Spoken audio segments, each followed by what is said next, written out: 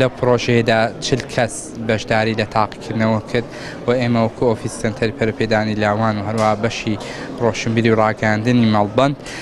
ئەو تاقیکردنەوەی ماسا ئەنجامدا بوو بەشداربوانی پرۆژەی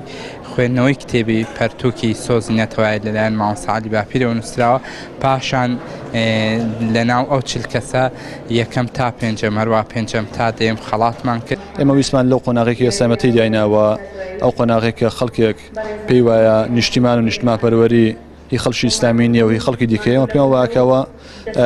ئەو ڕاستکردنەوەی لە کتێبی سۆز نەتەوایەتیە زۆر بە جوانی دەست دەکەوێت زۆر بە جوانی شی کراوەتەوە. ئێمە ویسمان ئەو پرۆژەیە سەرەتای بۆی کە ئەم ڕێگایە ڕۆشن بێتەوە بۆ خەڵک کە ئێمە وەکو خەڵکی ئیسلامی وەکو کۆمەڵی ئیسلامی و بە تایبەتی بەڕێز مامۆستا عەلی باپیر کۆمەڵی ئیسلامی ئەم چەمکانەی زۆر بە جوانی شی کردوێتەوە و ئامانجی دیکەشمان بریتی و لە کۆکردنەوەی خەڵک جارشکە لە دەوری کتێبوو و هاوکاریکردنی خەڵک لەو ڕێگەیە و پێبەخشینی کتێب جارشکە بە هاوڵاتیان و ئەندامانمان.